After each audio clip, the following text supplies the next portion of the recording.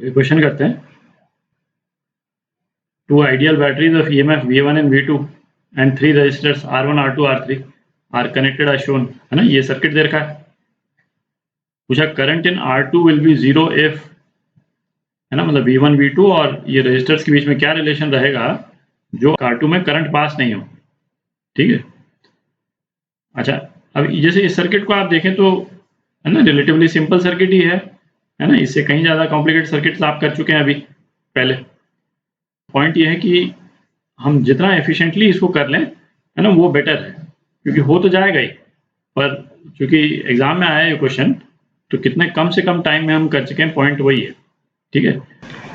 तो एक तरीका जैसे इसको करने का हो जाएगा कि भाई हम किरचॉफ वोल्टेज लॉ लगाएं, है ना। इस वाले लूप में I1 करंट माने, इस वाले लूप में I2 करंट माने, है ना। दोनों लूप की इक्वेशन लिखें और उसके बाद में देखें कि भाई I1 जो है I2 के बराबर जब हो जाएगा तो करंट 0 हो जाएगा।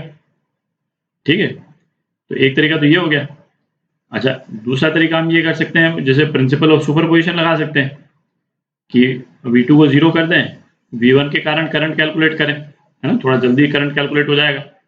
और फिर उसके बाद में V1 को हटा दें और V2 के कारण करंट कैलकुलेट करें, तो दो रिलेशन आ जाएंगे। और जिस भी रिलेशन में, है ना, जो भी इनका जो आपस में रिलेशन है, सुपरपोजिशन में करंट जो है वो इक्वल और अपोजिट आ जाते हैं, तो करंट 0 हो जाएगा R2 में। एक तरीका ये हो गया। अच्छा, और तीसरा तरीका जो है वो जैसे किरचॉफ करंट लॉ, जिसको अपन, है ना, नोड एनालिसिस भी बोलते हैं, है ना, वो तरीका हो गया। तो सी इसमें एक तो है कि भाई आपकी खुद की प्रेफरेंस है, पर है ना, मेरा पर्सनल ओपिनियन है कि ये नोड एनालिसिस जो है वो इस तरह के सर्किट्स को करने में काफ़ी एफिशिएंट रहता है और काफ़ी कम टाइम में सॉल्यूशन आ जाता है। तो आप चाहे तो किसी भी तरीके से कर सकते हैं, आपका प्रेफरेंस है ना, बट अपन इसको नोड एनालिसिस करेंगे, तो करते हैं उसको। तो ऐसा करते हैं, इस पॉइंट का पोटेंशियल 0 ले लेते हैं, है ना, 0 वोल्ट, और इस पॉइंट का पोटेंशियल x ले लेते हैं। ठीक है। ये x है तो ये वाला पॉइंट क्या हो जाएगा, ये हो जाएगा, इसका पोटेंशियल हो जाएगा V1 प्लस x हो जाएगा। ठीक है। अच्छा, और ये 0 है तो इस पॉइंट का पोटेंशियल क्या हो जाएगा, इस पॉइंट का पोटेंशियल V2 हो जाएगा। ठीक है। क्योंकि बैटरी जो है वो अपने दोनों एंड्स के बीच में है, उतना पोटेंशियल डिफरेंस मेंटेन करेगी, यहाँ पे भी करेगी और यहाँ पे भी करेगी। ठीक है। तो अब ये जिस पॉइंट को अपन ने x बोला है वहां पे नोड एनालिसिस कर रहे हैं, तो बेसिकली ये करंट, इसको I1 बोल देते हैं, ये करंट I2 और ये करंट I3, इन तीनों का सम जो है वो 0 होना चाहिए। I1 plus I2 plus I3 0 होना चाहिए किसी भी नोड में से, है ना। इसमें मतलब एक दो करंट का डायरेक्शन उल्टा होगा, रिवर्स होगा, ताकि जितना करंट इसमें आएगा इस वाले नोड पे उतना ही करंट यहाँ से निकल जाएगा। ठीक है। तो I1 क्या हो गया, V1 प्लस एक्स, है ना, V1 प्लस एक्स माइनस 0, ये माइनस 0 लिख ही देते हैं, है ना, minus 0 upon R1 plus I2 क्या हो गया, x minus 0 upon R2 plus I3 क्या हो गया, x minus V2 upon R3, और ये क्या 0 के बराबर है। ठीक है। तो x को सेपरेट कर लेते हैं, तो x अलग हो गया, 1 by R1 plus 1 by R2 plus 1 by R3 is equal to क्या आ गया, V2 bye R3 minus V1 bye R1।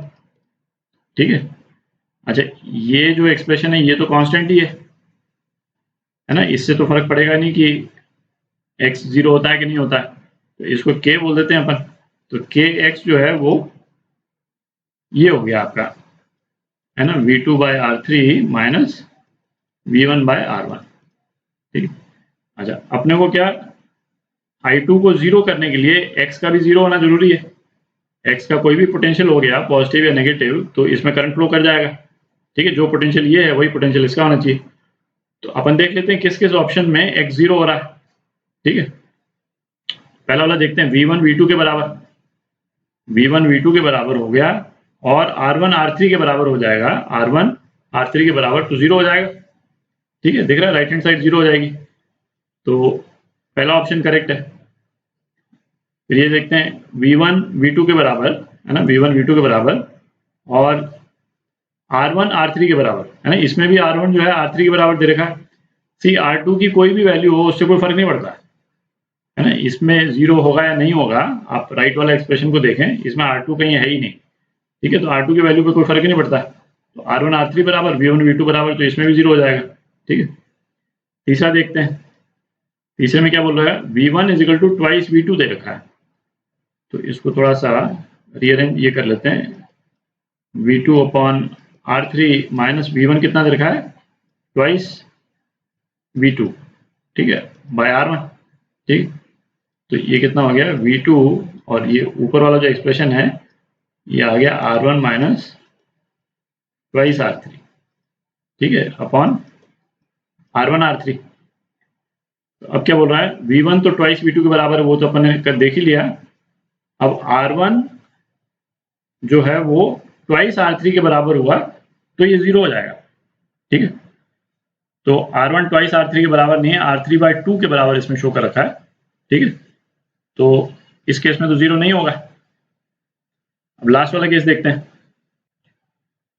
अच्छा, लास्ट वाले केस में क्या है, V2 जो है वो ट्वाइस V1 के बराबर है, तो twice V1 bye R3 minus V1 bye R1, ठीक है, तो ये V1 हो गया, फिर ट्वाइस R1 माइनस R3 ऊपर और नीचे R1 R3, ठीक है, तो इस वाले केस में ट्वाइस R1 यदि R3 के बराबर हुआ तो ये 0 हो जाएगा, तो इसमें दे रखा है ना, बीच में R2 भी डाला हुआ, बट उससे कोई फर्क नहीं पड़ता है, ट्वाइस R1 जो है R3 के बराबर है, ठीक, तो इस केस में भी 0 हो जाएगा, ये भी करेक्ट है, तो इसके 3 ऑप्शन करेक्ट है, ठीक है।